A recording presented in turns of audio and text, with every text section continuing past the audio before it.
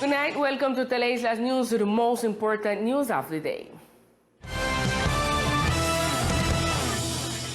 The leader of the Rizal Authority makes an extensive invitation to attend the last debate of the draft Ordinance 050, by which establishes the extension of the property or land tax for the Rizal community. An invitation to the community in general is made from the Rizal Authority, Rizal leaders and activists. Tomorrow, the last debate of the ordinance project that seeks the extension of the property tax for the Rizal community will take place. It is expected to have an abundant presence of the Rizals in the Rosales Hooker Room to listen to the debate of the members of the Duma on such an important and necessary project for the Rizal population of the island.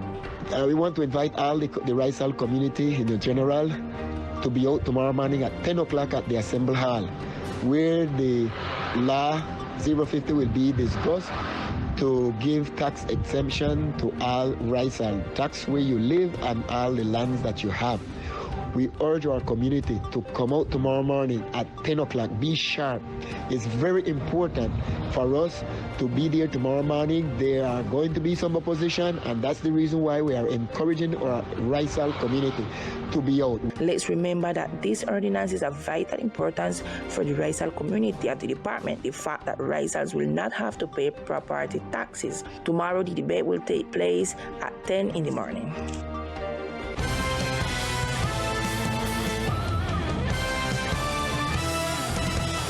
Governor Everett Hawkins, chagrin from the island of Curaçao, reported on the joint work to strengthen educational and sport activities in the archipelago. Together with personnel from the We Speak project, they hope to create links that would allow them to demonstrate the importance of trilingualism by strengthening Spanish, English, and Creole. The governor of the archipelago held talks with the Minister of Education and Sports of the government of Curaçao to exchange ideas and strengthen different sectors of the islands.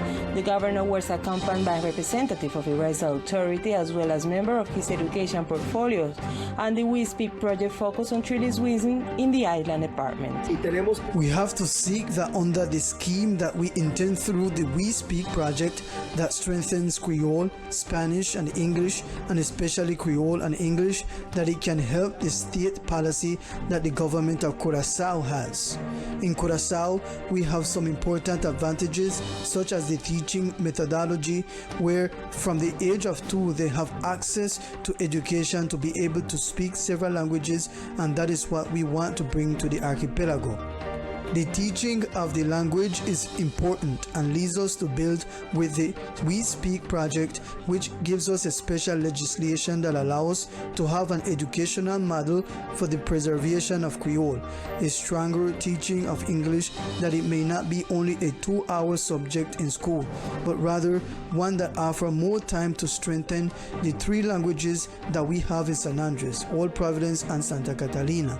The governor also mentioned that he is seeking to achieve university scholarships and change in the teaching of languages, as well as in sports through baseball among several Caribbean islands, to create and strengthen ties with the rest of the Caribbean. He also indicated that he seeks to implement a national bill to strengthen Creole and English for future generations in the archipelago. Carolina Environmental Corporation delivered a report of the total amount of waste collected during the last post-consumer waste collection. Last November 29 and 30th, the 7th Post-Consumer Waste Collection Day was held on the island, and today the Carolina Environmental Corporation gave the figures on the total collected. 1,500 kilograms of post-consumer waste were collected during the activity. Lina Bolaños, Carolina's environmental engineer, spoke about the main elements collected.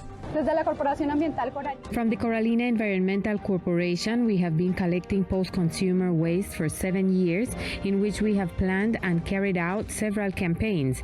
The last one was the Seaflower Waste Free Day, in which we collected light bulbs, batteries, computers, tires, and small household appliances. The waste was taken to the city of Cartagena, where it was disposed of correctly.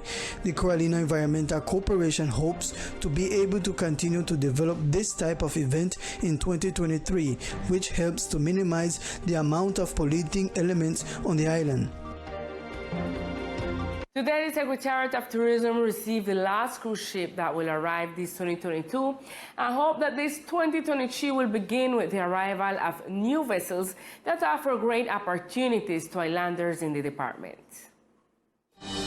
This year, 2022, has been a year of growth in tourism experiences after the arrival of cruise ships to the island. 8 international vessels have arrived to the archipelago, and today the last one for this year has arrived and was received by an interdisciplinary team of the Tourism Secretariat, which ensured that visitors had a great reception.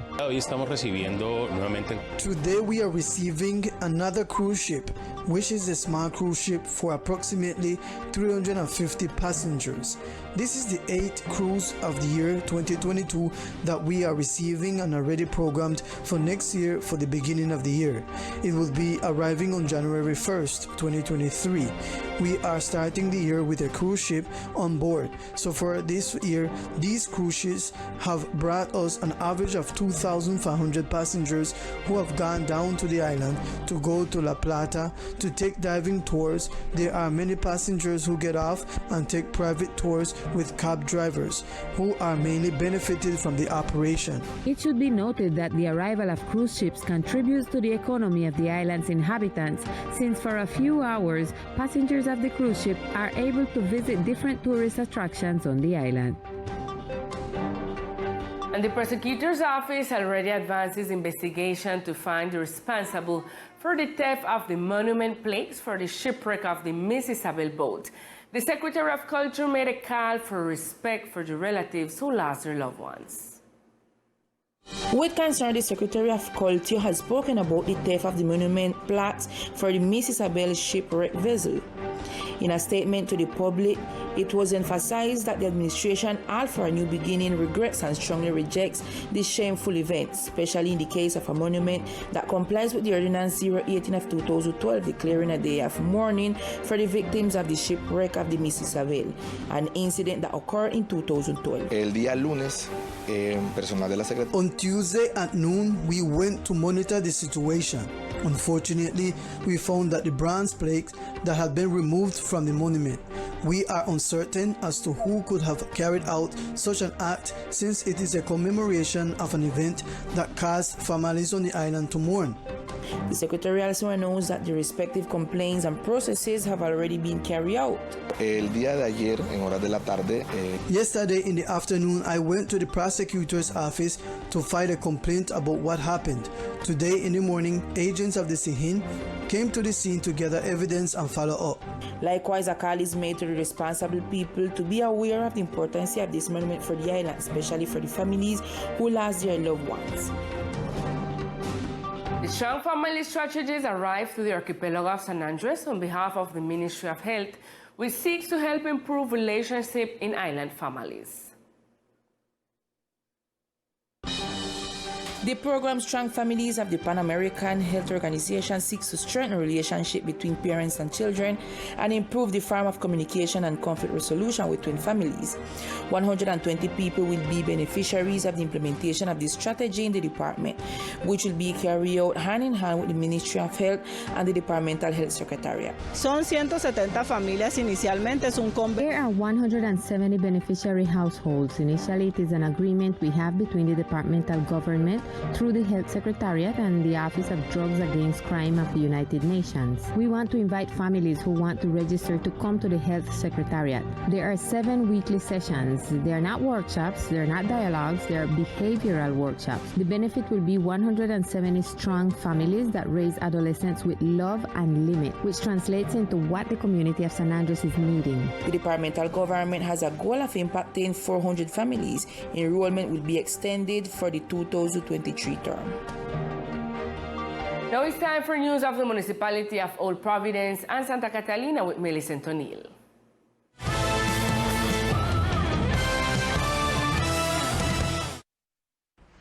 Good evening to all our viewers. This is the most relevant information from Old Providence and Ketlina.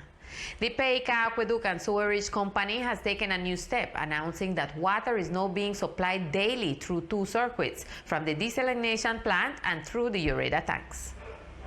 There is already more continuity of water through the networks, as was announced by the Water, Sewage and Sanitation Company, which affirms that the water is being supplied daily to all the sectors in the municipality.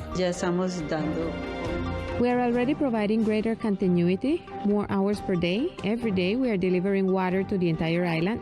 And with the R26000 desalination plant that is located in Smoothwater Bay, we are delivering water from the firefighter station to Bottom Hose. And with the urea tanks, we are delivering water in the same line from Bottom Hose to Maracaibo. The continuity of the service may have caused leaks in the connections from the main pipeline to the houses due to the type of piping or its conditions. Therefore, the company requests that the lack of service or leaks may be reported. A socialization has been made by visiting the properties, telling the inhabitants about the mechanism to install and normalize the micrometers, and in a few days, in about 2 weeks, we will be installing them.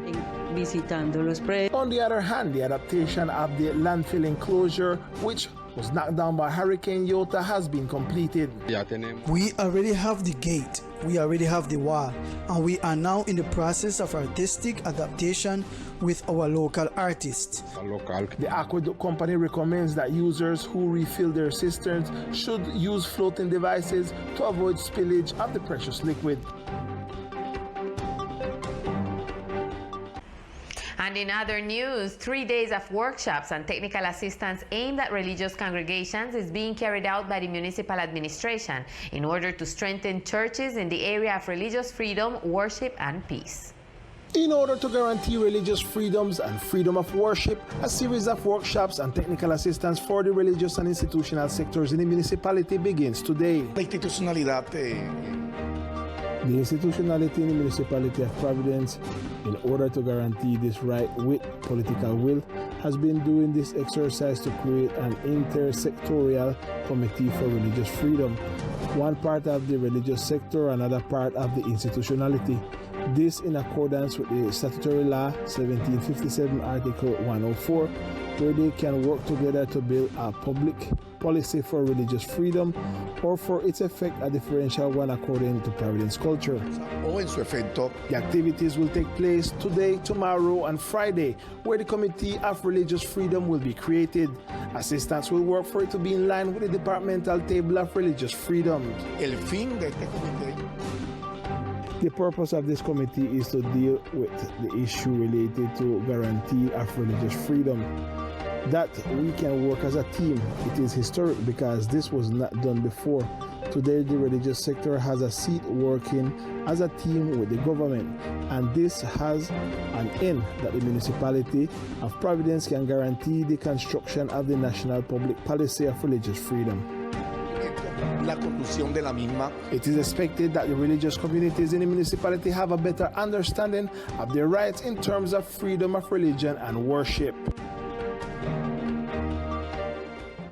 This is all we have for tonight for this section of Old Providence and Ketlina. Continue with more news from San Andres. Good night. Thank you, Milia. With news of the municipality, we reach to the end of this broadcast. See you tomorrow at 1 p.m. with more Teleislas news. Good night.